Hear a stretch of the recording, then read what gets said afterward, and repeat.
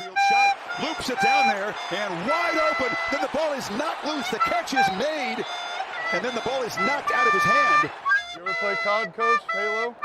You kill somebody, you crouch up and down on them? Yeah. You are lifting weights? Correct. Does it not look like it? Lawrence protected well. Going deep, has a man open again. Zay Jones for the touchdown. Hey, Buzz Lightyear. I love this shit. I'm gonna smile all day. Hey, cause it's fun when I whoop a man's ass.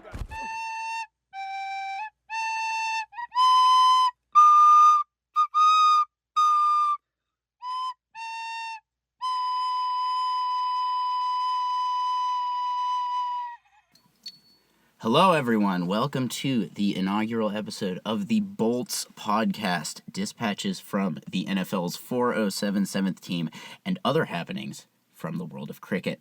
My name is Nick Cates. My pronouns are he and him, and I am soldiering on bravely after our second straight defeat on Monday Night Football.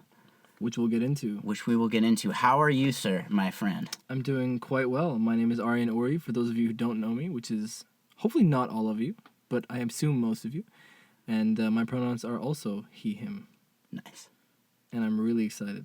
Yeah. So we are here to discuss our unfortunate loss on Monday Night Football, and also the absolutely jam-packed, absolutely whack, and insane IPL auction that happened. It was technically on Monday. At local time, it was on Monday. It was a double day kind of deal. Yeah. But, I started getting notifications about it on Sunday, local time. So it was like... I got human notifications. My dad was calling me all the time, and he was telling me about all the updates. And I was getting real-time updates. I need you to be calling me in these situations because, I had to Google to find out, some of the most important information. And, yeah, I don't know. I just, sometimes the time difference stuff, I've gotten good enough at waking up at 7 a.m. to watch a match, but, everything else that happens, I just can't. I can never get the time zone right. You know what it is? They did it in Jeddah. It's the fucking Saudis. They got us again.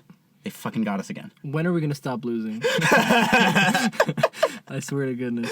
But let's start with the Chargers versus Ravens yesterday. You were at the game. Oh you were at God. SoFi. Yes, I was there. So, yeah, I brought my Hungarian brother-in-law and his girlfriend to the game, which another way of looking at that is I forced two innocent Hungarians to watch over 2 hours, maybe even over 3 hours of Chargers football. Are they football fans, or were they just... They did not understand how the game worked. So you were the only one. I was the only one. I had to teach them. I think they had a good time. I'm glad that, I'm somewhat glad that it wasn't, a really, really vintage Chargers experience. You know, you and I I've been talking to you. I've been honestly talking to, almost everybody in my life about the last Monday Night Football game in Arizona, just because it was so whack and so weird in so many ways that, I actually managed to derive personal growth from it. But, that was in so many ways peak Chargers. This was, I don't know. This kind of felt like this kind of felt like the horrible. It kind of felt like a brotherly tussle. It kind of felt like, two fucking teenage boys slapping each other for fucking 3 hours. So last Monday Night Football game we lost to the Cardinals. 15-17. Yes, but the biggest key is, with that 15 points, that is 5 field goals after 400 yards of offense, which is there are a few things, blowing a 27-0 lead against the Jaguars. That obviously, I think that sticks out for many Chargers fans as one of the worst things in recent memory. I submit to you that this is, bigger because this is harder to do, right? Mm-hmm. You just kind of have to get cooked and figured out to blow a 27-0 lead, but in order to score, gain 400 yards, I don't know if exactly, it was 390-something yards or whatever, and not enter the end zone, that requires, creativity. It was 349 yards, to be exact, but you were absolutely right. That was just passing. Just passing. Just passing. Just passing, 349 yards. No touchdowns. No touchdowns. No touchdowns. You go down a football field 3.5 times without crossing the end zone, dude.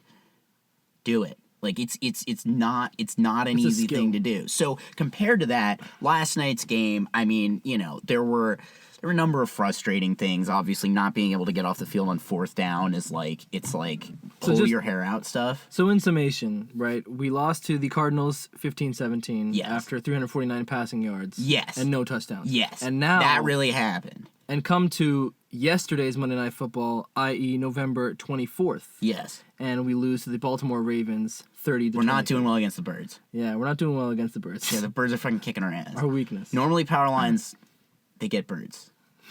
Not today. Not today.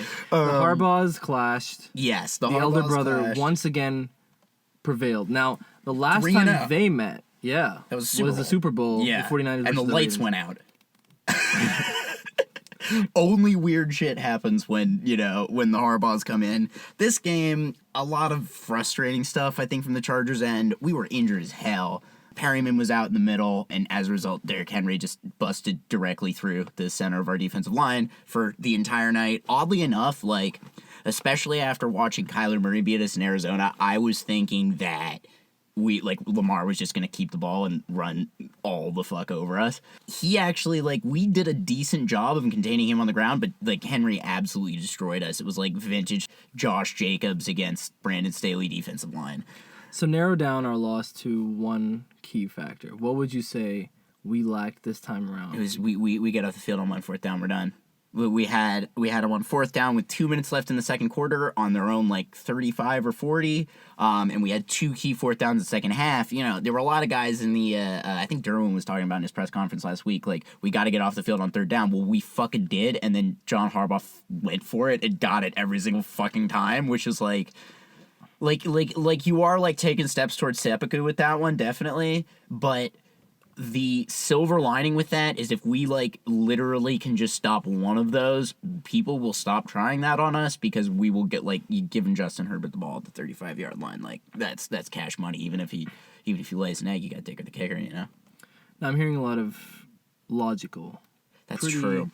I want to talk about the elephant in the room, the Navy uniform. Okay. We haven't won a game as far as I can remember in that uniform. You're correct. We've never won in Navy, which, I mean, okay, it's not the Chargers used to wear Navy for every home game, so it's not accurate to say the Chargers have never won in Navy, but in this current Navy uniform from the new redesign after they ditched I didn't like those Navy uniforms that we used to have. This new Navy uniform, we've never won, which is really frustrating because we're freaking 5-0 and looking better than the other team in the Navy uniforms. They are low key kind of I love the powder blue, but goddamn. I don't know. I thought the powder blue was cooler than the Navy when the powder blue was the alternate, and now the Navy is the alternate, and I think the Navy is kind of cooler, but it's such a tough look, and we always fucking lose. And it does grind my gears because Deion Sanders said, you look good, you feel good, you play good. Well, we look fucking good, and at least it seems like these guys feel pretty good. But we don't play good enough, Yeah. It's a clean goddamn uniform. So yeah, we never won in Navy. Jimbo's never beat John Bow. Losing this week would hurt more. And, the biggest one, we talked about this beforehand, is just, what more appropriate than to start a podcast after a loss at an IPL auction, right? That is... If we'd won, it just wouldn't have been the same, confluence of perfection. And, 7-point loss at home to the Ravens, not in the playoffs. I just can't get mad enough about it. It's not worth coping about. I don't mind it. I don't like it. Yeah. But I don't mind it because A, I didn't watch the game, and B, more importantly, we're still very much in the running for the playoffs. Oh, yeah. We're 7-4, which think makes about me this. happy because we started the season fairly rockily. Kind of inconsistent, somewhat Staley-like, for sure. Somewhat, definitely still a little bit of that, feeling like the entire team was a house of cards that could fall down at any moment. The biggest thing, I sort of had to sit back to myself and realize, we went 5-12 last year. We already have 7 wins. We've already done better than, the worst, even if the season cannot end in a worse way like it cannot end in a bad enough way unless like Jim Harbaugh somehow manages to like commit recruiting violations in the NFL and like they vacate wins from the Chargers. Like we which I don't think that's gonna happen. We've beaten last year's win total. No matter what, I think we can win a couple more games. I have good faith. I do think that the Ravens are one of the better teams that we played. Obviously, it's frustrating to lose to every team that's half decent, but I mean, I don't know. The Bengals are a decent team. I'd say, given we're in a rebuild phase, in some ways, with a new coach, with our offense no longer being just hand the ball to Eckler and see what happens. I think this is a good start. Well, yeah, and it makes sense that like we might be having some depth issues because Joe Ortiz has had 3 seconds to fucking acquire players, and I think he's done a pretty good job. I mean, as long as JK comes back soon, obviously he's been having a great year, and a lot of these guys, Ladd, even Q's been playing better. Dayon Henley's taking another step. We're getting the most out of these guys, but it's just like the depth isn't there yet because they haven't had in one draft and one offseason you can't really get your guys in there yet. So I'm excited to see what they do with another offseason, but this team is so wacky and weird. Like why not us winning one playoff game? That's what I'm saying. I agree. I still remember the Staley years where we lost at the Raiders last year and the 2 years before that. Yes, literally, that's what I said. We're never gonna forget it though. Like we're gonna be doing this 10 years from now. We're gonna be like, remember fucking remember 80 years ago, which was actually just 10 years ago. Yeah, I was saying this to you earlier. Yeah, that 1 year under Brandon Staley as a Chargers fan is equivalent to 20 human years. Yeah, honestly, you have to start counting things in dog years as soon as you hire Brandon. 100%. Honestly, you know what it is? Because I think he went to the Eagles after this. I think this is why the Eagles fans are always so mad, even though the Eagles always win, is because they know, he's just infected them with, the Staliness, and, they're all terrified that, the link is going to burn down or something like that because, he calls cover 3 one too many times. Which, I'm sorry to say, but, that if there's any cover 3 related combustibility to that stadium, you really got to watch out because that man, he needs to be stopped from calling cover 3 or something. Oh my God. And I'm a guy who likes a cover 3, okay? But oh man, that is just too much. Anyway, we don't have to deal with that anymore. We get beautiful Jesse Minter and his Chad pressure packages. I'm so excited. I'm so excited, even though we're over halfway through the season. Yes, and we just came off a loss. Yeah, and we just came off a loss. But you know what? That's all right. I forgive It's us. okay. Because I wasn't at the It was stadium. for the best. Exactly. Now, talk to me about the 500 level seats. Oh my God! Yes. So at SoFi Stadium. So a bit of background here for anybody who isn't from LA or hasn't been to SoFi Stadium yet. They completely binned the economics of the place. There's a massive oversupply of tickets, which means that the tickets are usually 50 to 65% less than they are, I would say, at most other NFL stadiums. Certainly that what they used to be growing up back east at Gillette. So we usually sit on the second level on the end zone. We usually pay right about $100 for those tickets, which is really good. We've gotten club tickets. We've gotten 100, 200, 300 level. I had never sat in the top 500 level at SoFi before until last night, and was hoping we could maybe get some cheaper tickets, but obviously with the group of 3, you're always paying more for tickets with 3 people. So we ended up on 500, and so did Marco, who's a good friend of ours who we go with most weeks, and we both loved it. We were the sight lines down, the steepness of the tiers up at that tier up at the top level is the sight lines are kind of unbelievable. It's a bit of a bummer how far away everybody is, but you can really visualize the game. You can see things well. It's not there's an obstructed view, and we were in the 19th. We were way up at the top. It was still, we had a really good view. I'm beginning to think that if your top deck seats aren't good, it's because you suck at designing stadiums, and it's just you need to do better. I will say this for like all of our whack new shiny stadiums, because I also went to Stevie's House of Balls last week, aka the Intuit Dome,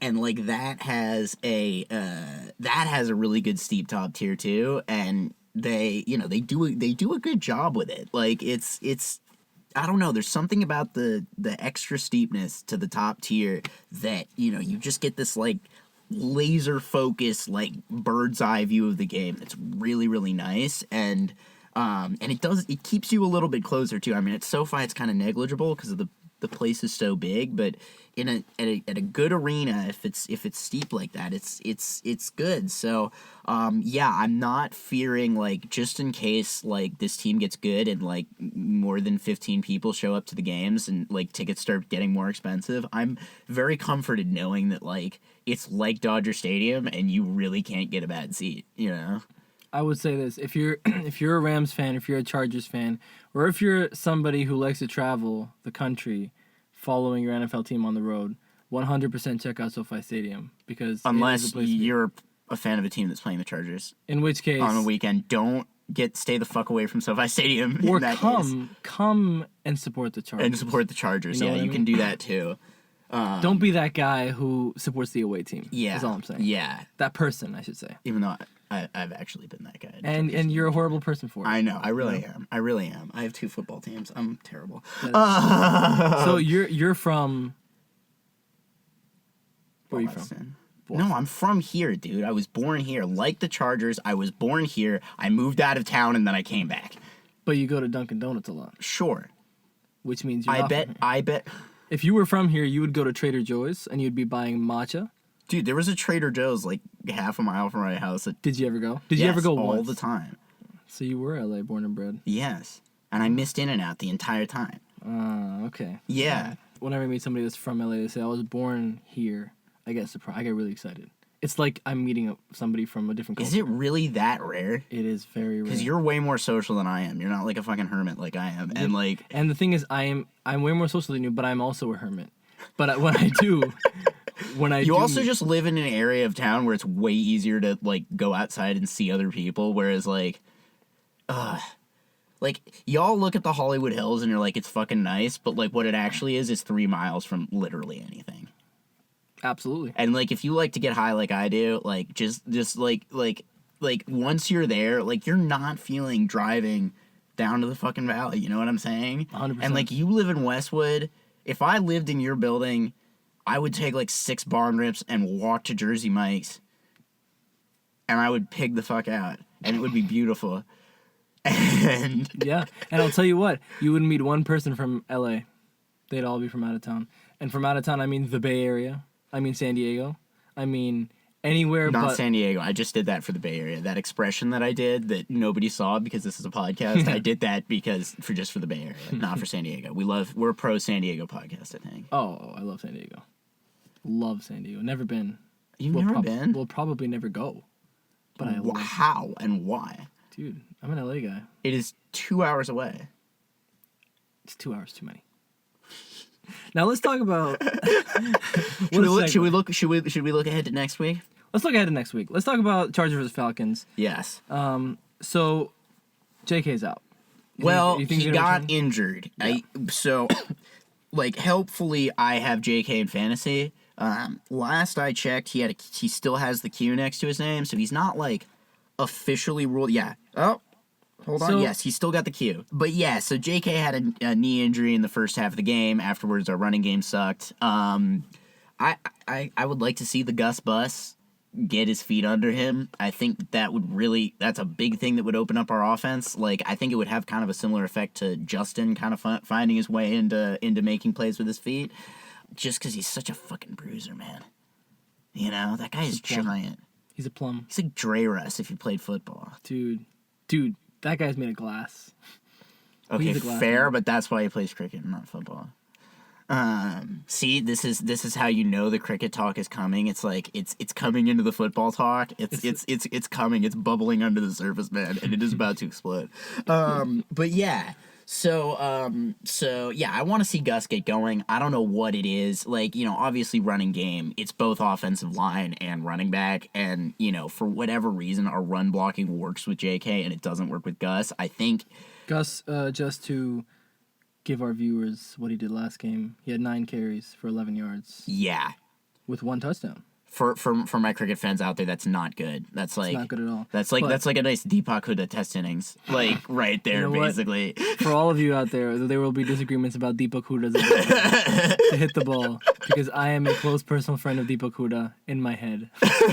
He has a massive parasocial relationship. But Gus Edwards, so he did. 9 carries, 11 yards, man. I mean, that's basically a yard per carry. That's a tough one. And like, I gotta think, like, if we're looking at difference in skill sets, like, I think JK is just hitting the holes a little bit harder. Mm-hmm. And because he's faster, he's a little bit shiftier. They're closing on Gus, and he's not able to bruise his way out of it. And that's the other thing about bruising running backs. Like, when they get ahead of steam. They you get all that momentum. They can truck more easily. They can stiff arm more easily. And Gus is just getting held up at the line on every single play. And it's something that, like, if we can find some way, I think Jimbo keeps giving the ball to him. So I think that him and Greg Roman are gonna try and find a way to get Gus going. He's got it in him. He did really big things for the Ravens last year. So I hope that, if JK's out or if, he's on a snap count because of this injury, we can get something going from the Gus bus because, he can really tire out some defenses, and then we can let the receivers fly. Yeah, I mean, I'll tell you this, it's been tough for Gus this season. It has. Because he's had 63 carries, 206 yards. Average of 3.3. It's not good. He's anything under 4. It's not a good cinch. His first TD came last game against the Ravens. Again, he was averaging 1. Oh yeah, he scored the garbage timer. Oh my god, he actually got in the end zone. Holy shit. He did. So it's been rough, and you're absolutely right.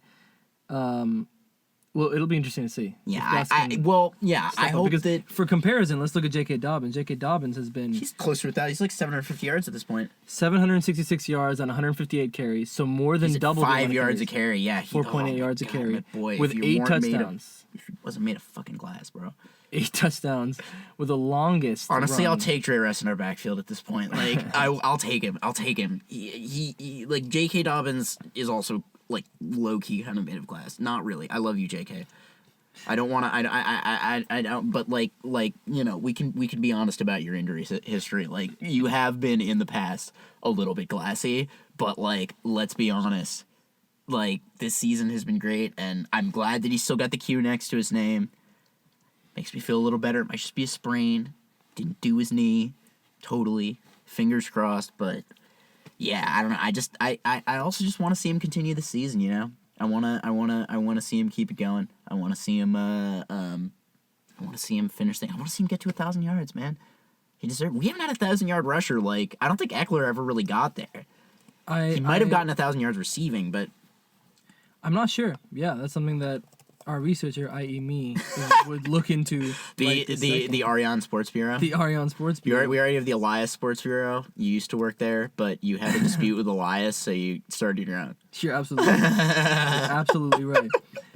We can cut all this out. Or not. That's the beautiful thing. Maybe we'll bleep. What if we bleep it out? So let's censor this entire portion. All right, so let's look at 2023 for Austin Eckler. Yeah. Okay. 628 yards. Yeah, so JK's already passed his rushing total. But 2022, which was peak Eckler, and 2021, 911 and 915 He yards. never passed 1,000 yards on the ground. Never did.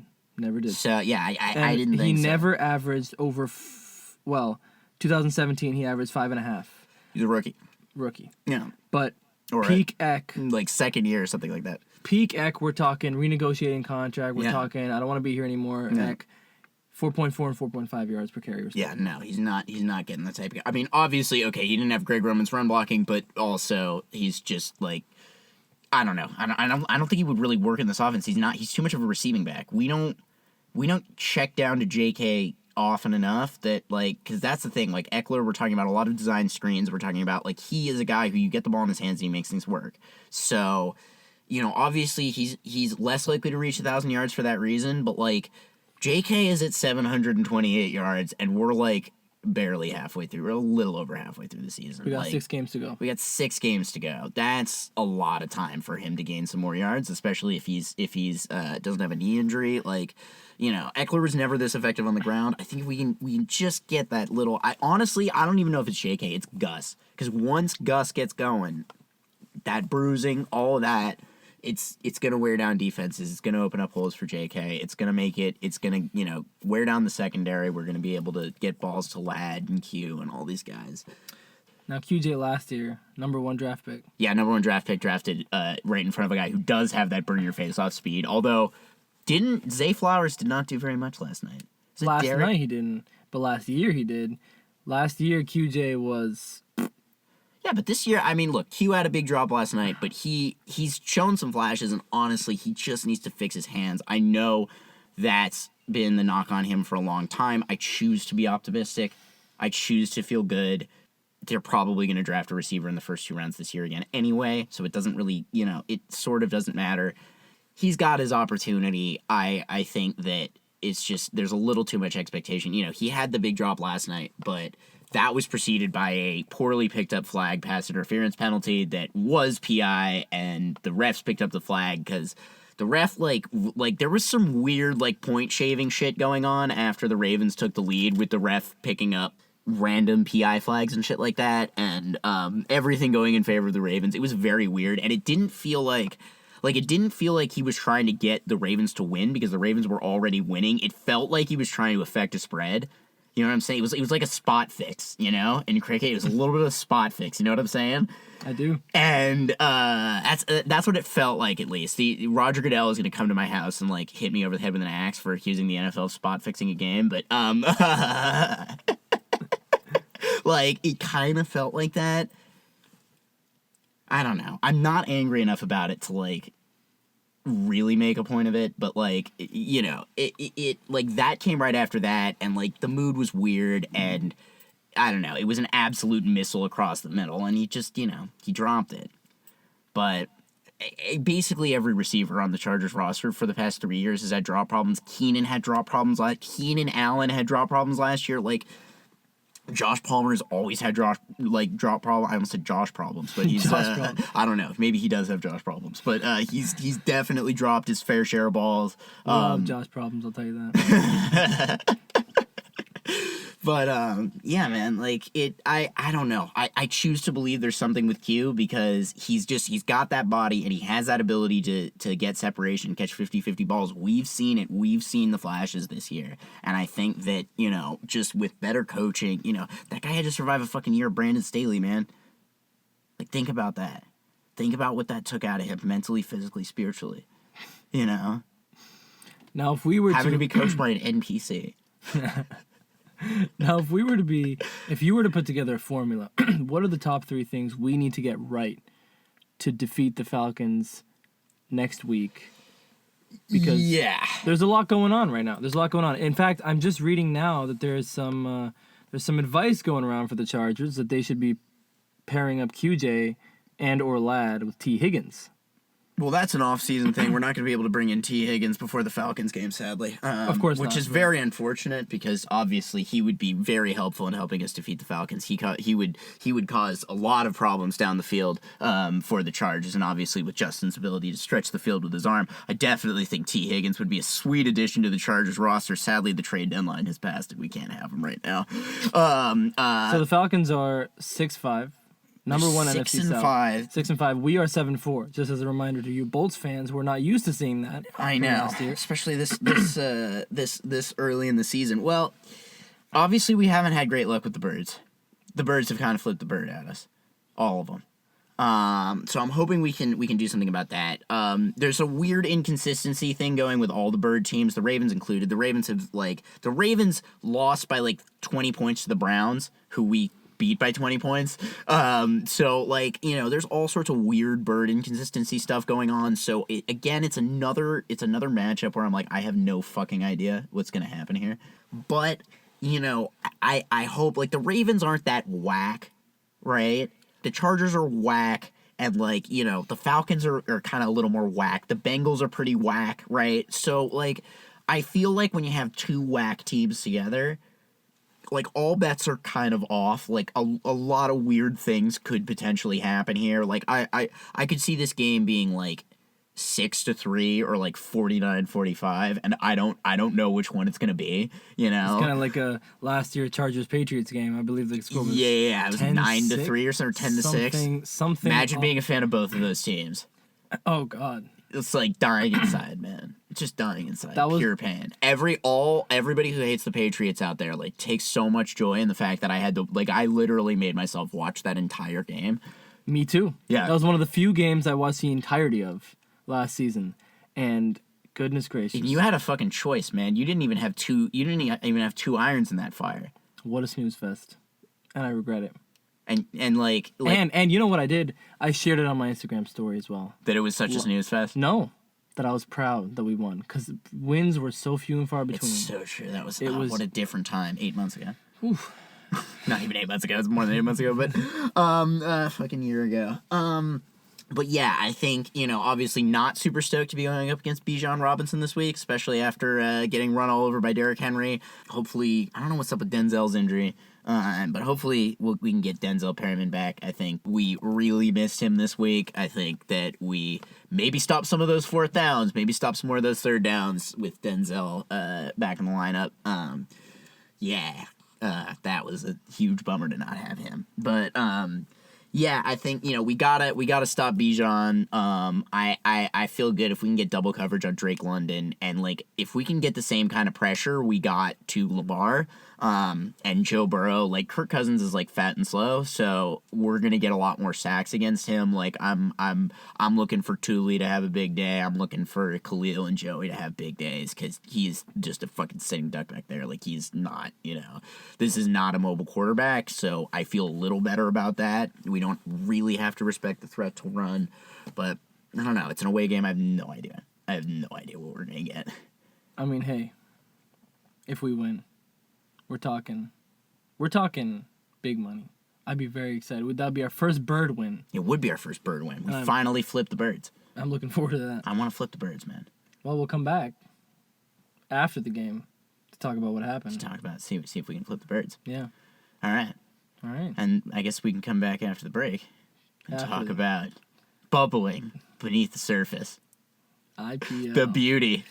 We're about to kick things into overdrive, folks. I'm bumping my fists. We had an IPL auction this weekend, and Hell it yeah. was maybe the best one yet. Well, for some people.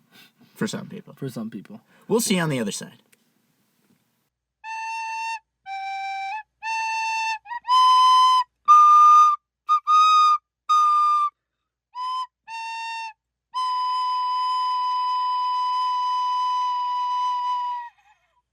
Hey, this is Nick in post-production. We ended up really kicking it into overdrive and talking for quite a while on our IPL preview. So we're going to release a full IPL preview as a standalone episode. For this episode, we will just be doing the previews of our two favorite teams, which are the Kolkata Knight Riders and the Punjab Kings. So be on the lookout for the full IPL preview episode coming soon. All right, back to the show. We had a blood pressure check to make sure we didn't aggravate ourselves too much. Oh, yeah, because it is about to get absolutely real up in here. We had a mega auction Literally. this weekend. As a Punjab Kings fan, this is like the only moment to look forward to, like every 3 years, because like in the past we've only ever fucked it up. So, you know, Absolutely. we get a free blow up of the team. Like, this is like, you know, it's such a big W for us. I'm happy that you consider the mega auction a W for you. I'm saying that kind of in like a reflexive sense. Like if you have a team like the Punjab Kings that constantly basically needs to be blown up. Like the Punjab Kings are like if like you were always coached by Brandon Staley, if that makes sense. Like it's just there's some sort of cosmic thing, but like mega auctions are big enough that like you can really change the course of something with a good auction. And I just like for me, it's the only thing I had to look forward to after like, I don't know, last season, like I basically expected nothing. I was like, when's the mega auction coming in? Now you mentioned Brandon Staley. You guys are being coached by somebody that I think has put many, many feet wrong. Ricky Ponting. Now, Punna, Yes. if you will, he was the former head coach of the Delhi Capitals. He's the man, the mastermind behind releasing Shreyas Iyer for an injury, making Rishabh Pant, or Rishabh Trousers, if you will, captain of the Delhi Capitals. This is when Shreyas Iyer brought the Delhi Capitals to the playoffs, kicked butt, then brought Rishabh Pant in. Rishabh Pant, I would say, as much as I like him as a player, as much as I love him as a keeper, cannot captain, drove the team into the ground, and now is headed to... Lucknow, right? That's correct. I believe. Kind of, like, if he's going to be captain, I'm a little bit stoked about that. Like, LSG, like, never been a team that I'm super into. Like, I don't know. Like, the fact that Sanjeev, whatever his name is, always has to name every single team after himself, I just think it's, like, I think it's really, I don't know, like... It's very Trumpian, Like, it's like he's putting his name on gold letters in, like, the middle of the IPL. I kind of think the only thing that you can do that's dumber than that is to name your team after a bad Disney movie. Anaheim Ducks, you will not escape my wrath, no matter what I am talking about. But yeah, like, I don't know. And they also signed all of our fucking players when they were first created. They had KL, they had Bishnoi, which, like... Losing KL, and especially, like, 3 years on, I don't miss him that much. But, like, Ravi Bishnoi, like, that's my man, dude. Like, we had Arsh and Bish, man. We had the boys. We had, like, they were, like, the Super Mario Brothers, dude. Like, they were the fucking shit. They were, like, thunder and lightning, bro. Let's get to, let me get this off my chest. What? Let me get the KKR auction off my chest. Okay. Oh, yeah. Oh, I have it in the agenda as the bullet point. Just as I'm so sorry, Aryaan, you didn't deserve this. Things happen. Yeah. Do I feel bad? Yes. Am I going to talk about it now? 100%.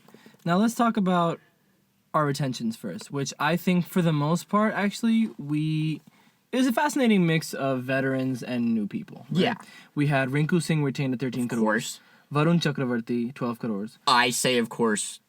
I don't say that. Yeah. Sunil Narayan, Andre Russell, Harshit Rana, and Ramandeep Singh. 12 crores, 12 crores, 4 crores, and 4 crores, respectively. I mean, I'll take it. I can't really fault any of that. I mean, Harshit was opening the bowling for you guys, and you won the championship. I can't really, And we got our other opening bowler back, Vaibhav Arora, as well. Yeah. We didn't... Punjab Kings legend, Vaibhav Arora. And he, the only retention that I have an issue with is Varun Chakravarti. I mean, granted, there's really my issue with Varun Chakravarti is more of a technical one. I mean, his stats blow my analysis out of the water. I mean, he's a wicket-taking bowler. He's an economical bowler. There's not much more to be said. But as an Indian spinner, I mean, Chahal might be better than him. Maybe Bishnoi. I wouldn't say Bishnoi. Okay, so he's the second best spinner in India. I personally like Bishnoi far more than Chakravarti. Yes, well, he's more fun to watch. And I'll tell you why. For all the people who have no idea what I'm talking about, Chakravarti is a very conservative bowler. He tends not to take too many chances. He floats the ball up occasionally, but for the most part, he's banging the ball in. Sometimes those balls tend to go awry. They tend to be short, and they tend to be outside off, or not, or on off middle. Yeah. And they get smoked. Yeah. And that is my problem with him, is that he doesn't take chances. He's not as accurate as is he worth his 12 crore price tag? Honestly, objectively, yes, he is. But I wish we didn't take him over. I mean, the biggest thing I want to talk about here before we go on is Venkatesh Iyer's price tag. But before that... Can we just present this for people? Because I think he's... So... Most expensive cricketer in the history of the IPL auction, Rishabh Pant, 27 crores. Second to LSG. Second most expensive cricketer in the history of the IPL auction, Shreyas Iyer to PBKS, 26.75 crores. I believe number 3 is probably Sam Curran too. It's not? Number 3, Venkatesh Iyer, 2K. He got more than Sam Curran? I mean, I'm double checking. I thought Sam Curran got 24. You could be right. But we can cut this part out because I'm trying to see here. No, he was 18 and a half crore. Mitchell Stark was 24.75 crores. Yeah. So Mitchell Stark ever. So you're Which right. still worked somehow, even though he's Mitchell Stark. Yeah. Yeah. I mean, so that's the thing. So let's talk about this. Let me first rant about not retaining your IPL winning captain. Yes. And the logic behind that, in my opinion. And then we can move on to Venkatesh Iyer. So the KK Riders released Shreyas Iyer. They did engage in bidding for him, along with the Delhi Capitals and eventually the Punjab Kings. But why didn't they RTM him? Why didn't we RTM him? Yeah. I don't think we wanted to spend that much money on him. I think we were willing to let him go. Yeah. Because our big fish was Venkatesh Iyer, right? I mean, if we take a look at Venkatesh Iyer's stats, I can't speak. He had a great year last year. He had a great year the year before. And you've never been more negative on him than last year. I don't even feel like during the 2022 season you were that mad at Venkatesh Iyer. That was the year that flipped the switch for me. That year he had an average of 16.5 with a strike rate of 107. Okay, yeah. That was atrocious season. Right? Yeah. I mean, I see where you're coming from. We were in a rebuild phase as well. Nitish Rana was captaining and Owen Morgan was captaining. We didn't really know what was going on. Oh my God, Owen Morgan. It was a tough season. It was a tough season for the KK Riders. But then the next year he comes in and bangs out a 29 average at a strike rate of 145, which is still good, but now we go to the 2024 season, which, I mean, I have no defense for this. 46.25 average at a strike rate of 158.8. That is more shade than I've ever seen delivered to any other cricketer other than me hating on Deepak Hooda. And I was just relentless in my criticism of him, and I still am, because I think he's one of those batsmen that just slashes as bad as at everything. He can't be depended on when it comes to crunch time games. He has scored for us in a lot of first innings. I don't trust him in a chase. I have no stats to back this up. It's just experiential knowledge. Well, we get an entire season of watching these guys to fucking put your opinions to the test. You sound like in a certain way you're kind of describing like LeBron James. Like he can like put up or even like as a more like biting criticism, Russell Westbrook. Like, he just puts up the stats, but, like, he doesn't actually really win games, you know?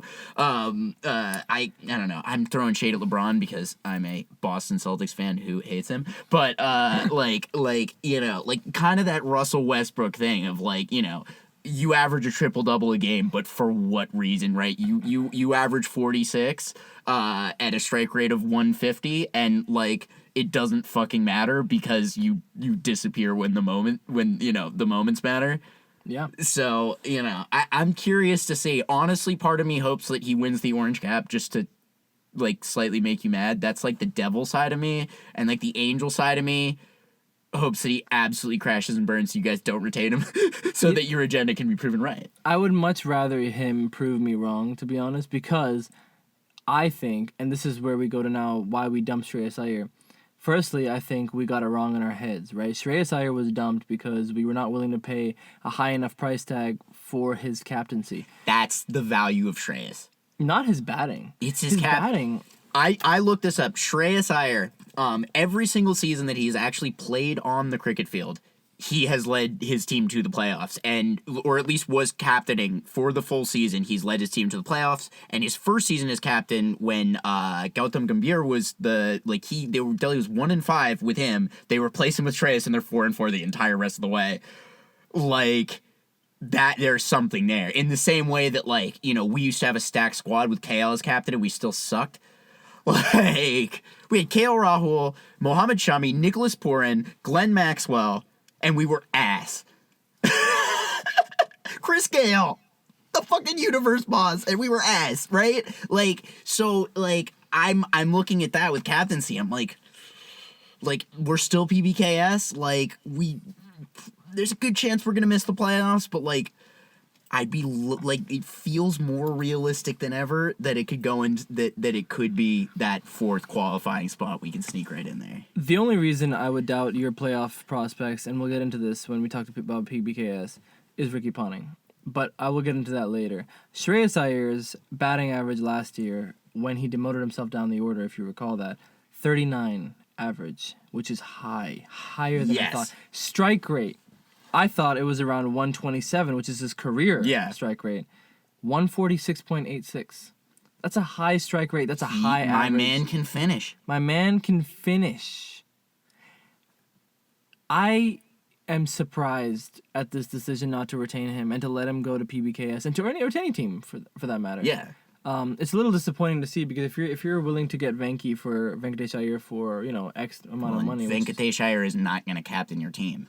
He absolutely is going to captain our team. He is? I 100% think so because you only splurge on somebody who's been in your team for 3 or 4 plus years. You have Sunil Narayan.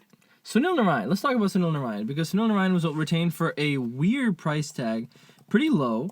Maybe he did some because my thesis on Sunil Narayan is that he's not actually really a cricketer. He's an ethereal deified being. Mm-hmm. He's some sort of a god, and he doesn't really obey the rules of 3-dimensional time space. And so as long as you have him in your team, kind of anything can happen. And in spite of the utter absolute complete gutter trash failure of the Los Angeles Knight Riders over the past few years with him as captain, I still like it.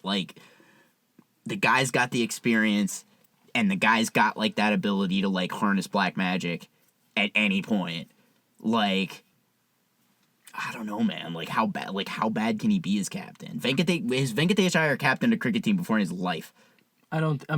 Up until 4 or 5 years ago, he had never even played professional cricket. Okay. So he's one of those people that has just come onto the scene, along with Varun Chakravarti, quite frankly. Varun Chakravarti used to be an architect, and he was a tennis ball cricketer. And he's now... just casually becomes, the second best spinner in all of India. Think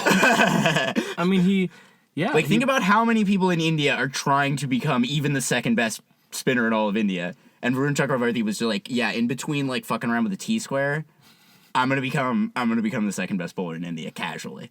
It's one of those things. When you watch him come up to the crease, when you watch his action, you can kind of see some of that. You really know. The inconsistency comes from that, right? There's no strong foundation in his technique. You can see that. But let's go to our captaincy prospects, which is Venkatesh Iyer, which we mentioned. Yeah. He's a core member of the team. It's his 3rd, 4th year here, and he's probably going to be tapped for captaincy if it's not Sunil Narayan. Now, Sunil Narayan is a Knight Riders franchise veteran, right? He plays for the Abu Dhabi Knight Riders. He plays for the Trinbago Knight Riders. So the Abu Dhabi Knight Riders. For the LA Knight Riders. If anyone can actually be said to play for the LA Knight Riders, if we can really qualify what the LA Knight Riders do is playing cricket, he plays for the LA Knight Riders. And he captains 2 out of 3 of those teams, Abu Dhabi and LA. Trinbago Knight Riders captain is Kyron Pollard. But he's still playing? He is still playing. Wow. But, so he's playing in the CPL, and then he goes to the IPL and sits on the bench and coaches for MI. As of this year. And has to deal with Akash all goddamn day. But we love Akash. Not as much as Jay Shah. Not as much as Jay Shah. I love Jay Shah. Not as much as So can we just collectively make the decision that as Steven Mnuchin is to John Oliver, Jay Shah is to us? 1,000%. The second sexiest man on earth after Shah Rukh Khan. 1,000%. He's almost as sexy as Shah Rukh Khan. Absolutely. Almost. Jay Shah. What a dreamy man. We love Hardik Pandya, but he still has 1 or 2 levels to go before he's in the Jay verse, you know? Mm-hmm. Mm-hmm. We love our man Jay Shah. We love Jay Shah. And he has scripted this whole podcast for us, and we thank him. Yeah, we thank him for that. We didn't have to do any work here, guys. We're barely doing any work. Sunil Narayan captains Abu Dhabi Knight Riders, captains the LA Knight Riders. He has captaincy experience. He has franchise veteran, relations with the administration and what have you. He has experience bending space and time too as well. Absolutely. Which is, something that very few human beings can, really say that they have. 100%. Bending space-time and bending the ball. Yes, as the well. So that's the only captaincy prospect that I would be happy with. Yeah. Let's look at... We didn't really go through the Kolkata Knight Riders squad, which let's just go ahead and do that right now. All right, let's go through this. Rinku Singh. Obvious. Big, exciting new batsman to our lineup. We've had a huge opener problem for as long as I've been a KKR fan. Quinton de Kock is now part of the squad. But I hardly know him. Nice. Love that joke off air. Love that joke on air. This is going to be the entire season. It's going to be the entire season. You're always going to interrupt me with hardly. I hardly. Like know. we're gonna live stream, and they're gonna be like, Quinton de Kock is gonna be coming to the crease. It's just coming right out. Especially like if Quinton de Kock gets out in less than 5 balls, like then it's like 3 different like collisions of meaning. That's you just know that's coming. Like he better get out. He better get at least 10 balls in every single time he goes to the crease. Otherwise, like we really hardly know him. You know. You're right. Rahmanullah Gurbaz is back, which I'm very, very happy about. He is one of the most explosive batsmen I've seen since Brendan McCullum. I think he's very, very another attacking. guy that can open for you from last year that was already had success with KKR. Yeah. I wish he never retired. Ankush Raghuvanshi, one of the youth prospects that I really, really like. I think he's got a great technique, and I think he's a great addition to the stability of this middle order, middle order batting for KKR. Rovman Powell.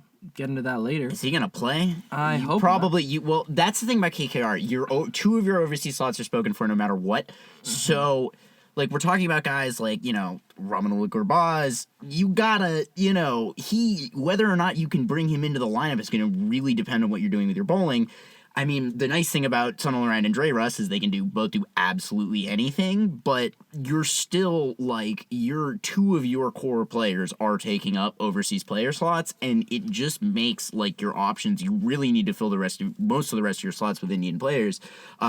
So, they're going to have to, like, with X Factors, can you switch out overseas players for overseas players? Because maybe that's what they're going to do. They'll leave Gurbaz out when they're bowling, and then bring him in as the X Factor to open the batting, right? The super sub? Yeah, for the X Factor. Is that what it's called? Yeah. X Factor? Or vice versa if they bat first. So, you are allowed to have 4 foreign players playing in the match. Yeah. Which means if you've started with 3 foreigners, then you can sub out an Indian player for a foreigner. That's true. You should be able to sub out a foreigner for foreigner, though, right? No, you cannot. You can't. Because you had 4 already. You can sub out a foreigner for a foreigner as long as you start with so only 3. 4 foreign players can take the field in the match. That would be 5. Gotcha. Correct. So, yeah. Just for our viewers as well, it is not called the X Factor. It's called the Impact Sub. Sorry. They call it I don't know. Why did I call it the X Factor? Whatever. It always has a gimmick name. I think they call it the X Factor in the Big Bash. Oh, probably. But we're not talking about that rinkety league. It is a rinkety league. But we're going to be watching it for the next 2 months. I'm going back to the KKR squad. We have Yes. Manish Pandey. We have Lavneet Sisodia. We have Ajinkya Rahane once again. We have Venkatesh Iyer, of course, Anukul Roy. Moeen Ali, huge for the boys. Ramandeep Singh, Andre Russell. Anrik Norkia, huge unfan of that.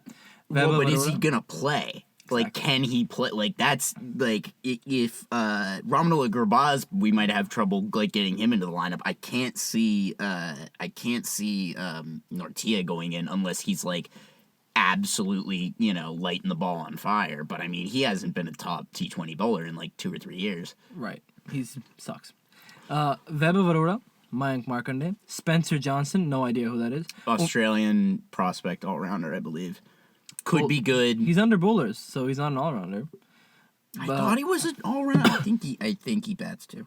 Umran Malik, Harshit Rana, Sunil Narayan, and Varun Chakravarti. So it's looking like Umran Malik here. That's a great addition to the pace bowling line. Can we just have the take your head off bowling lineup of Umran Malik and Amrik Nortia, just for my entertainment? Yeah. I don't know if it's gonna work. It may result in 50 runs in 3 overs, but there is not going to be a ball under 155 in that entire spell, and I'm so here for it. To have the 2 fastest bowlers in the league playing on the same team, along with Harshit Rana, who's a fiery personality, who is a phenomenal bowler. He swings the ball in to the right-hander.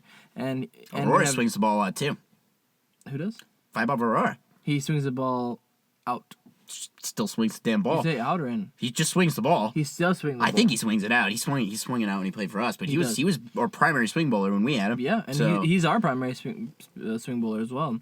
But we have a good pace lineup. I mean, if I were to speculate the 11 for the most part, I would say, and let's go through the batting lineup here. I would say, if I were coaching this team, now I have a soft spot for Manish Pandey because he, I've been a fan for a long time for this team. Back to the Jack Callis years. You're invested, right? Like you got, he's your Derwin at this point. He really is. I love him. I love him very much. Manish Pandey should always play just out of respect for Manish Pandey. Yeah. But if I were to be, logical about it, I would say Quinton de Kock to open the batting. Definitely. With Ramon Gurbaz. Yeah. That's going to be good. But that means Sunil Narayan doesn't open the batting. So bring him in at number 3. I don't want to bring him in at number 3, actually, because he's a power play specialist. And I want to give my number 3 spot to Ankush Raghuvanshi. I think he's a great prospect, and I think he deserves that spot. I think he's a phenomenal player. So I give him the number 3 spot, but they'll probably end up going with Venki Iyer at number 3. But anyway, here's my lineup, right? Raghuvanshi in at 1 down. We have Venkatesh Iyer in at 2 down. And then we have Ramandeep Singh or Moeen Ali in at 3 down. See, now here's where the trick is. This is tricky. Now you're at 4 foreigners. Now I'm at 4 foreigners. So what might end up happening is Quinton de Kock to open with Sunil Narayan, right? Let's do that. Quinton de Kock will open with Sunil Narayan, right? Venki at 3. Raghuvanshi in at 4. Then we get Moeen Ali in at 5. At 5, yeah, that's pretty good. Ramandeep in at 6. Then we have Rinku Singh in at 7. And Andre Russell in 8. Oh, I mean, we could swap, and that's what they end up doing. You can bring up Dre Russ. They always end up in swapping. the order. They always normally Ramandeep Singh goes last, but at times, it depends on the match situation, right? We have that flexibility. Oh, that is some deep batting, man. And that leaves 7, 8, 9, 10, 11. So we have 5 pure bowlers we can play. Vaibhav Arora, I would go with. Umran Malik, I would go with. Chakravarti, of course. Harshit Rana. And then Mayank Markanday. Yeah, that's 5 Indians. Yeah, that works so goddamn. But you have like 7 bowlers because you have Moeen, you have Dre Russ, Dre Russ, Sunil.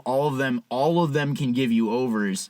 My issue with that is that is too many spinners. That's 4 spinners. We have Moeen Ali. You have Mayank Markanday. You go into Chennai, you're gonna kick their fucking ass. So that's so I think if you're not playing on a Chennai pitch, if you're playing in the Chinnaswamy, Yeah. Again, that's a flat deck though. So if you're playing at a not spinner friendly pitch, you can sub out Moeen Ali for Quinton de Kock or Rahmanullah Gurbaz, Yeah. And then you can demote Sunil Narayan in the batting order. Yeah. But that is more or less, I think. But the if 11. Sunil bats at number 3, even 80% of what he did last year, that's gonna be a dangerous fucking lineup. And in a lot of ways, you guys could go right back and repeat with if that batting line. But in a lot of ways, I don't see how that can't come off. 2 of those guys could lose their wickets for fucking nothing, and you still have a bunch of burners down there. We have 8 batsmen. Yeah, that'll give us at least 10 runs each. And if you want to, if Venki doesn't work at 3, you can move him down the order, and then you have another guy that can pound the ball out of the ground. They won't demote him because they pay 23.75 crores for him. He will stay at number 3 till the day Venki Mysore dies. But that is, but I think, unfortunately, people that will not be getting a game for the most part, Manish Pandey, Jinky Rahane, Rovman Powell for sure. I don't think you mind that Jinky Rahane is not going to get a game for you. Yeah. I don't think you mind that at all. I think Anukul Roy will end up being the impact sub in quite a few games. And maybe Manish Pandey will be the batting sub. But other than that, I think it's a good squad overall. I think they have retained the core. Yeah. I am royally upset at Shreyas Iyer not being retained, but I don't know who the captaincy prospects are slim. We have literally Sunil Narayan and Venki Iyer, and my call is they will take Venki Iyer in the captaincy slot. And that wraps up your team. Let's do a few more of other people's teams, then we can get to mine and my near nightmare, but actually somewhat dreamy auction that we had. Could be a nightmare auction anyway because it's the Punjab Kings. But, we will get there. Just kidding. We'll get there right now. Let's go to PBKS. let's talk about PBKS. Let's get this off your chest. Let's get this off our chest. I will talk as little as possible so you can talk as much as possible. Well, okay, so going to the auction, I had sort of a 3-prong priority list strategy, which I kind of felt like we did quite a good job of fulfilling. One of them, two of the prongs we fulfilled perfectly, and I think the third one we did a pretty good job with. The first prong was obviously Arshdeep and bringing back Arshdeep. We need to bring back Arshdeep. Let me get the wickets figure up here for you. In T20Is for India. Let me real quick run down the list of PBKS retaining players and yeah, we should actually start there. Let's start there. So you only retain 2 players. Yes. Shashank Singh at 5.5, Prabh Simran Singh at 4 crores, right? Yes. The release players, I mean, it was basically the whole team. We blew everything up. I'm glad we blew everything up. We needed to blow everything up. The core that we had previously was not getting us to the playoffs. Your current squad, I'm going to rattle it off. Shreyas Iyer, Vishnu Vinod, Josh Inglis, Harnoor Pannu, Suryan Shedge, Paila Avinash, never heard of any of these people. Yeah. Prabh Simran Singh, Shashank Singh, Marcus Stoinis, Glenn Maxwell, Nehal Vadera, Marco Jansen, Azmatullah Umarzai, great pick, Priyansh Arya, Aaron Hardy, Mushir Khan, Arshdeep Singh, Yuzvendra Chahal, Harpreet Brar, Vishak Vijay Kumar, Yash Thakur, Lockie Ferguson, Kuldeep Sen, Xavier Bartlett, and Praveen Dubey. X gonna give it to you. Never heard of him either. Big Bash guy. Big Bash guy. I'll be watching him for the next 2 months. Yeah, so obviously, like, my 3 priorities in this, because I'm a weirdo, were obviously Arshdeep at the top. Arshdeep being, one of India's best young bowlers, for India and T20Is, basically has an almost unblemished record. He comes in, he doesn't concede runs, and he takes wickets like crazy. Let me pull up this stat, because the T20Is, it's absolutely crazy what he's done, and he's honestly in the past few years just amassed so many matches. It's crazy. So 95 wickets from 60 matches for India in T20Is. Repeat that. 95 wickets, 95 fiscal wickets for India in 60 T20Is at an average of 18 and an economy of 8.3. Goodness gracious. That is godlike figures. I would say in today's day and age, any pace bowler that goes for under 8.5 in T20s, wow. Even just that is, especially with impact players and all of that. I mean, that's not happening really in the international game yet, but even so, I think for comparison, I don't believe that Bumrah has 90 T20I wickets. Let's take a look. Let me bring this up. This is I where think he does. Beautiful. I think he has way more than 90. He may have more than 90, but he doesn't have that kind of rate. I think he does. I'm sorry, Nick. I'm gonna burst your bubble here. You're gonna burst my bubble here. I think Arshdeep Singh cannot compare to Jasprit Bumrah. Jasprit Bumrah is one of the best it's bowlers. very hard to compare to Jasprit Bumrah, but I'm telling you, man. Okay, he does have actually he does not. 70 T20Is, 69 innings, 89 wickets, though at an economy of 6.27, which is like Sunil Narayan and nobody else can touch that number. Maybe Rashid Khan, maybe Chahal. That's okay. I'll give you that on the economy, but my man Arsh is taking wicks and banging chicks, man. He is doing that for India in the IPL. However, Arsh is a little bit less consistent. 65 matches, 76 wickets. So he's taking wickets, but in an average of 27 and an economy of 9.02. Now, that covers, a lot of his young years and development as a bowler. There were a fair number of years, before he was taking all these wickets for India. But he's had some inconsistency in the past couple of years while he's been taking wickets for India that's been kind of frustrating. My big hope is that Shreyas will be able to use him a little bit better. I've always been a bit confounded with how we use him. He doesn't usually bowl the 19th over, which it kind of surprises me. He doesn't feel I feel like for the 20th over, you want Arsh there in the 19th over because of his ability to keep the runs low at the death. Like, I want him bowling Wyatt Yorkers in the 19th over. I'm not a cricket captain. Maybe Shreyas, I am. Actually. Yes. Do you feel the same way? I definitely feel Punjab Kings had a coaching problem. I think they had a captaincy problem. Both those positions were basically vacant. Yeah. I think your bowlers were significantly misused. Arshdeep, one of them. I think Arshdeep should have been, as you said, the crown. He was bowling way too much at the opening and not enough at the death. He's far more useful as a death bowler. When all your fielders are close by, there's less that he can do. There's less that he can do with his accuracy and his location. He's not always going to break a stump. He'll do that sometimes, but I really like to see him closer to the death. I think that's where his really biggest strengths lie. 100% agree. 100% agree, because I think a lot of the new ball, he swings it in for sure. That's why they bowl him at the open. Yep, and I think a lot of that also is he's getting a lot of edges for 4 and things like that. That's pumping his economy up. That's why at the international level he's used more as a death bowler. And he has better figures. He takes more wickets. He concedes fewer runs because it's his strength. He's always been a great death bowler for us. He's always been just really, really solid at keeping the runs down, not bowling too many wides. He's I don't know. I also just have an unnatural love for Arshdeep Singh, and I am extremely biased, but every single year he shows significant improvement, and I have to think that one of these years he's just gonna go apeshit on the entire IPL. And finally retire, like he should.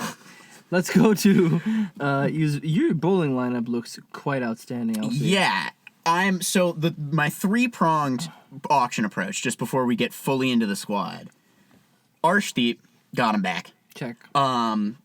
No more Englishmen, because holy fuck, we had I understand we were the Kings 11 and all that, but way too many fucking Englishmen. Throughout the past few years, just inconsistent stuff. Yes, we did get one really great match out of Johnny Bairstow. Yes, we did get one great season out of Liam Livingston. Sam Curran was mid, and I don't like his vibe.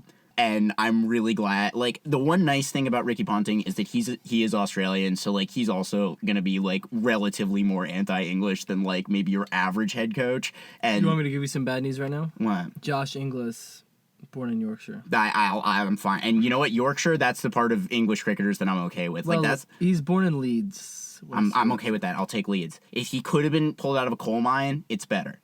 But actually, it's interesting that you bring up... And then the third one is... Sorry, before we get to Josh Inglis. The third one is sort of a category of cricketer that, I've talked about with you a lot that I like to just sort of call sex-having cricketers. Obviously, Hardik Pandya is, the quintessential sex-having cricketer. But, just any of these guys, Arshdeep's a sex-having cricketer. Shashank Singh, Ashutosh, big time. He gets it because he plays for Railways. These are the types, just the guys that have the vibe they got laid last night. And, that's... I feel good also that we just got a bunch of studs both on and off the field, and I'm stoked with that.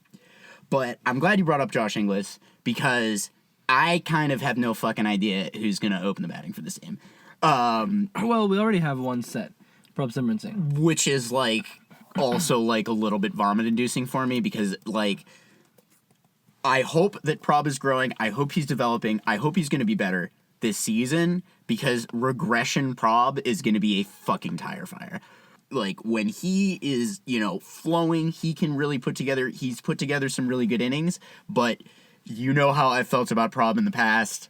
I was shocked that we retained him 2 seasons ago. I was in complete agreement. His average and strike rate for last year, I think, is very good for an opener. 23.86 average at a strike rate of 156.81. 156. Holy shit. That's high. It's high on both measures for an opener. You want him to capitalize on the power play, get 24 quick runs, and then get the hell out of there so that the rest of the people can... No, you're right. And striking in 150... Because one of my big problems with Prabh, especially in the early years, was he's like Vinny KL. He stokes up balls. But he's not doing that anymore. That was for first season Prabh. He came out absolutely smashing the next time around. Yeah. especially last year. I mean, honestly, once he made his first century, he sort of got a little bit. He got that little bit of extra confidence, and he started to bat a lot quicker. He likes to come down the track a lot, especially now because he's fucking 5'2" and 60 pounds soaking wet. Mm-hmm. I would also he has to. He has no choice. Like and it works. Yeah, it works for him, especially recently. But Josh Inglis. This is like my big question mark, because Josh Inglis, like, fairly accomplished opener in the Big Bash, plays for the Perth Scorchers, the most successful franchise in the history of the Big Bash, and have been very successful recently. They've won like 2 out of the last 3 or 4 championships, I think, in the Big Bash. So like that's, he has the experience doing it in Australia. I'm just thinking about, like, Jai Richardson winning 2 championships for the Perth Scorchers and then coming to the Punjab Kings and being totally trash. I understand that Jai Richardson is a bowler and Josh Inglis is a batter, but 5'8" wicketkeeper from Australia who's never played in the IPL, I'm not holding my breath. He could be a reliable opener, but, like, Matt Short was not good. He was not a good enough opener. Although he came in a lot at number 3, but he was not very good for us. After having a massive season in the Big Bash, I am skeptical of big, like, other than players like Maxwell and Stoinis, who, like, Stoinis in the Big Bash, like, hits every single ball out of the stadium. Like, those guys, I feel good about them performing in the IPL. Like, other guys that sort of break out in the Big Bash, it's really, really hit or miss, and, you never know whether or not they're, really, truly gonna come off in the IPL. So if we see it from Josh Inglis, that'll be great, but overseas player, we got a lot of other overseas players that are vying for that slot. But, I mean, the big thing is, the big reason why I have all of these question marks about who's gonna open is, like, we are, like, exclusively the team of all-rounders and finishers. Like, it's gonna be, like, realistically, like, maybe Prob and Josh Inglis opening, or maybe Priyansh Arya, the guy who scored, like, 100 off 46 in the Delhi Premier League with Ayush Badoni. Like, maybe one of those 3, like, I would maybe see if he could open, but again, he's more of a, like, Badoni is more of a finisher. He's coming in down. All of these guys are finishers. Like, I don't know if Ricky's just gonna be like, all right, 2 openers, and then everybody else, like, strikes at 180, and, like, that's it. Well, Shreyas Iyer is a big stabilizer to the batting order. I think. Do you think he's coming in at number 3? I think he is. I think he is coming in at number 3. I think there's also one of the Indian batters who we don't know much about who is filling in that slot as well. Yeah. The 4 down, 2 down, yeah. 3 down. Yeah. And then you can have your, then you bring in your Shashank, your Stoinis, your Maxwell. Probably maybe Maxwell, Shashank, Stoinis in that order. I think if Punter knows what's good for him, he's gonna have Maxey not play most of the games. I also agree with you, but I think Punter loves Maxwell. Punter absolutely adores him, and I think not only are you gonna get him batting every game, he's gonna be opening the bowling a couple of games because I'm gonna fucking vomit. He's not an IPL bowler. In fact, he's not an all-right. He can't, like, okay, maybe he can bowl in the Big Bash. It's not the same level of cricket. It's just not the same level of cricket. And, like, I oh my God, I have nightmares of Glenn Maxwell bowling for Kings 11. 4 years ago. Done it. He's done it before. He's been with us like 3 separate times, and the only thing he's ever done for us is bat. Why is it that Nes Wadia and Preeti Zinta are insistent on bringing Maxwell back to the Punjab Kings every other year? He has ventured to the Delhi Capitals. He has ventured to the Royal Challengers. It hasn't worked out for him, and they've said, we will take you back. They take him back. My only thing is 4 crores.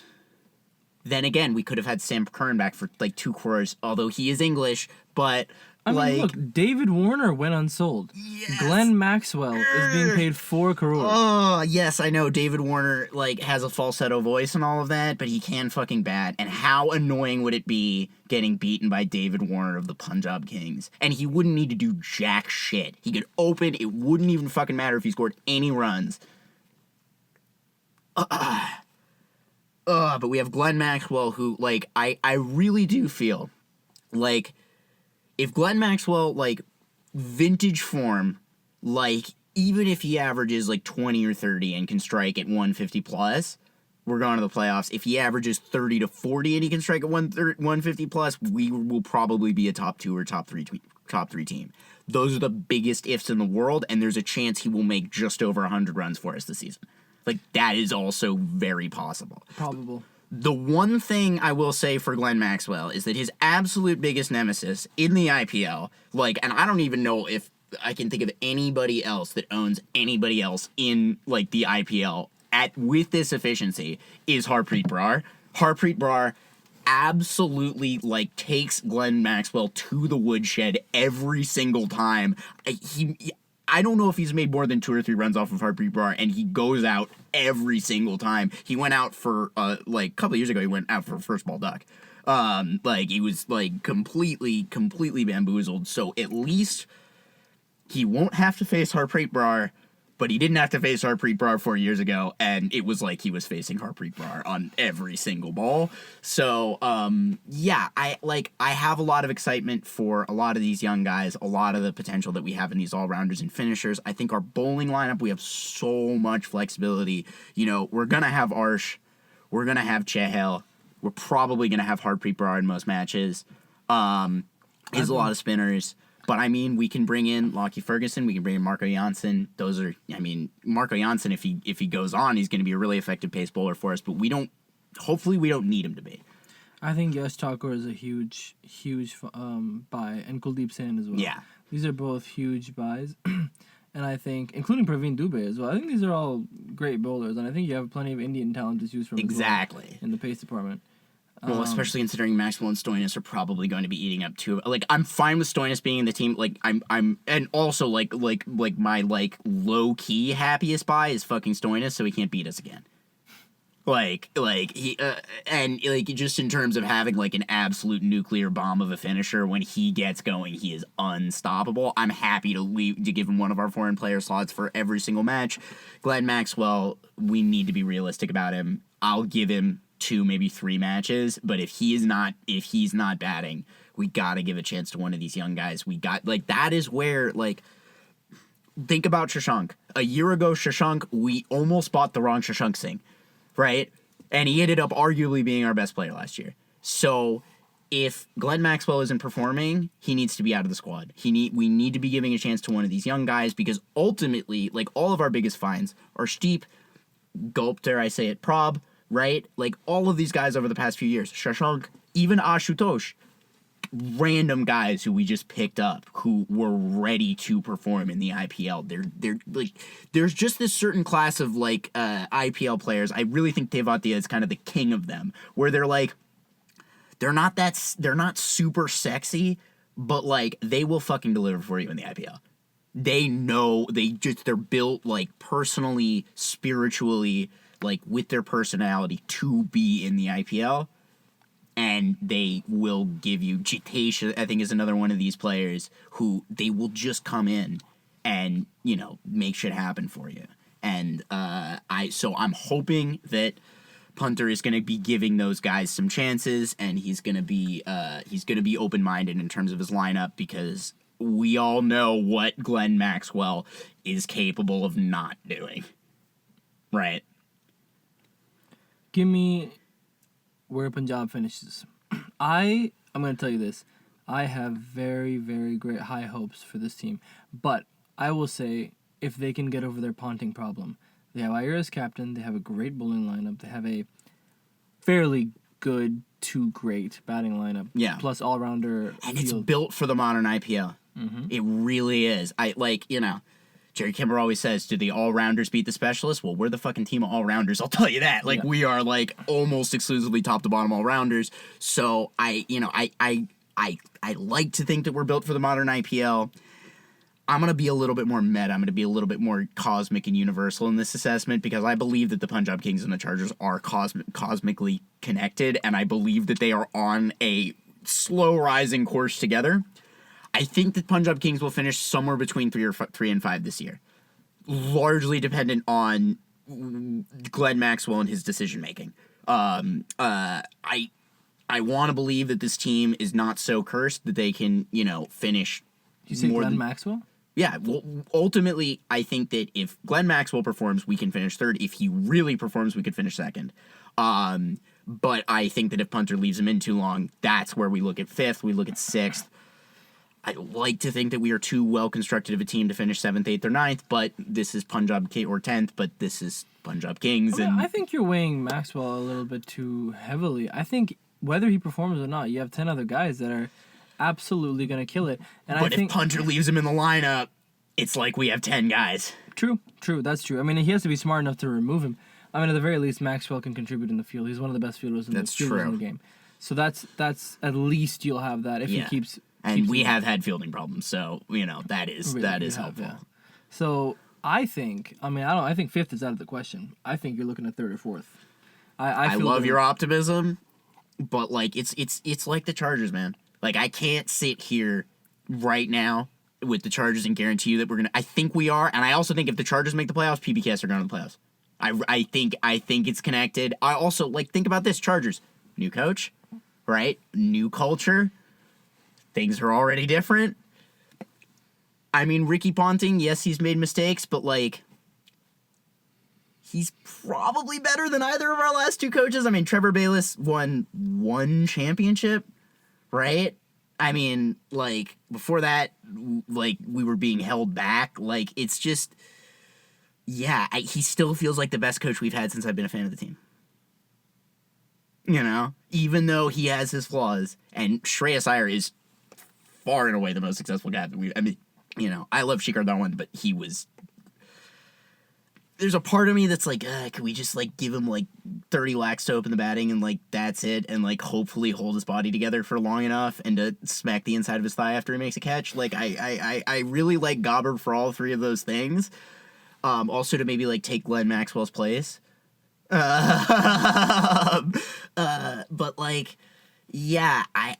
I don't know. This is the most different Punjab Kings team from any other that I've ever seen, and I'm just excited to see how it shakes out. I don't know. I like to believe that we have a shot. I like to believe that Punter is our Jimbo to at least give us the shot, right? Because we have a shot. Chargers have a shot this year. I think we have a chance. I don't think this is as poorly built a team as we've fielded it. I think this is the best built team we've fielded in quite a while. But I completely agree. With the Chargers, I think we're going to see a little bit of classic PBKS, and I think we're going to see a little bit of something new where we start to play just a little bit more competent and less heart attack inducing cricket. Yeah. I completely agree. This is the PBKS team that I feel the best about the last 4 years. Yeah. I think you were in a transition phase as well. I mean, hey, you have Shreyas now. I know. Forget about the fact that you had Shikhar Dhawan as the captain, who you did not like. You had Mayank Agarwal. But he was better than Mayank and KL. That's what I'm saying. So at least you're out of that phase. Oh God, yeah, and the thing with Shreyas Iyer, he doesn't even need a transition phase. He's gonna be ready on day one with exactly what to do, and he's going to come out. As long as he's not injured. That's my only thing. Shreyas, my brother, please keep your body in one piece for the next several months and also during the IPL. He does have a recurring lower back issue, so that is always a concern for teams. Shreyas, I know a really good acupuncturist here in LA. I will get you in. I will pay for it. I will pay for it myself. This is my dedication to this team. I know you're not listening, but I don't care. I'm sending you this message universally and cosmically. I will get you acupuncture. He's absolutely listening, and he can't wait to be on this podcast. Dude, it's so exciting. The day, we got to come up with a major get list. It's gonna be Shreyas, Sun on the Rhine, Derwin James, Jay Shah. Well, obviously. I think he's just gonna look at both of our headshots and he's gonna be like, no, I don't associate with P. I don't associate with 8s. Well, a 7 and an 8. Maybe you're a 9. I don't know. I don't think I'm an 8. I think we're both 10s. Thank you. But Jay Shah's a 12, and that I don't associate with 10s. Understandable. I wouldn't associate with 10s if I were him either. Yeah, right? Alrighty. I think we've done it. I think we've done it. I think we can circle back with there's one more. So going on to the miscellaneous news, the LA sports news, the other teams that we have news. While we were podcasting, I don't know if you saw the notification, Dodgers just signed Blake Snell. Did they? Yes. Wow. Talk about 5 years, 182 million. Does that take us out of the Soto conversation? Does it? Does it really matter? I don't know. I don't think it does. I believe, I just want to be on the record, my prediction for the Juan Soto sweepstakes is he's waiting for Stu Sternberg, the owner of the Rays, to announce that the Montreal Expos are coming back, and then he's going to sign with the Rays. So he can sign with the Expos. That's my Juan Soto prediction, and if that is proven right, yeah, I'm what about Roki Sasaki? Everybody says he's going to the Dodgers. Everybody says he's going to the Dodgers. He's not going to cost that much money. We'll see about Roki Sasaki. As I understand it, he wasn't maybe nearly as good in Japan as he was last year. I mean, Yoshi his last 2 years in Japan, like he won like the Triple Crown and shit. Like he was rocking, and he had his consistency issues for the Dodgers, but like it's his first year. One game 5 of the LDS, you know? Yeah. Shut out the Padres. Like, what are you gonna say? Has a sick walk-up song, you know? We like Yoshi. He's one of our, you know, short king athlete dominators. You love short kings. Well, of course. Well, actually, that's true. You're not as much of a short king as I am. Really not. I'm more of just a king. You're just a king. Just a king, to be honest. Whereas I'm like Prob. I'm too close to Prob for comfort. You're closer to Prob than me, which is definitely the hierarchy of this friendship is already. I know. Set. You're towering over me. Yeah, it's purely stature-wise. Yeah, purely stature-wise. Purely stature-wise. But yeah, I don't know. We're done, man. We finished it. I think we got it covered. We got End them of ready the first for episode. It's a marathon. Yeah, we got them ready for the Falcons game. We got them ready for the IPL. We made some crazy calls. Yeah. We committed to some pretty gutsy. Speaking of committing to gutsy things, I have a big surprise for you. Next week, Shohei Ohtani will be joining us to finally explain why the hell he ever signed in Anaheim. So, wow. Yeah. So, for Aryaan Ori, Shreyas Iyer, and everybody else associated with the NFL's 4077th team, well, I've got so much to say and so little time to say it. Great job, everybody. Who's got it better than us?